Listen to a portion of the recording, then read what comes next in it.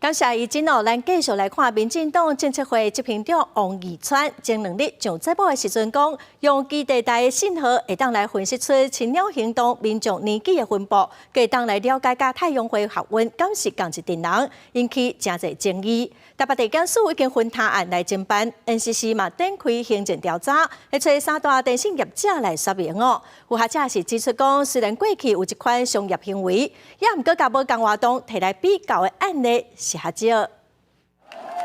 就伫立法院外口，为24点到暗时啊，民众去现场乌烟停青鸟行动。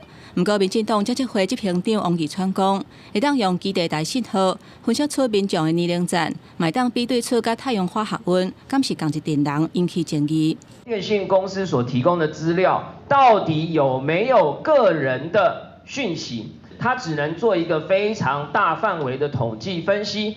是没有办法回推计算 A 活动、B 活动的人流交叉比对分析的。王义川这话是引起在野党的质疑，检方已经分他日案来侦办，厘清敢是有违法。NCC 嘛有动作，已经展开行政调查，会找电信业者来做说明。嘛讲到电信公司过去捌甲地方政府合作，透过电位的方式来分析人流的情形。有 locking 到他的基地台使用的人，他究竟是男是女？ 假设只是这样的话，那个没办法识别个人，那就不在个资法的范围。到底敢有违法？关键的重点就是个资敢有气色白化。NCC 表示，就算有年岁、性别等等的资讯，只要辨识不出伊是啥物人，就无违反个资法。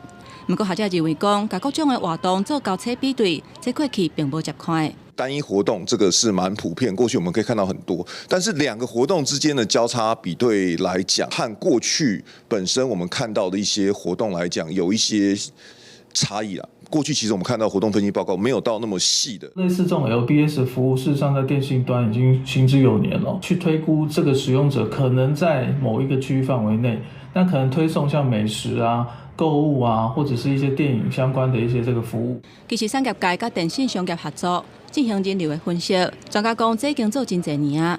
不过，这个业者提供偌侪资料，敢是有达到各自的红线，恐惊拢爱好好来厘清。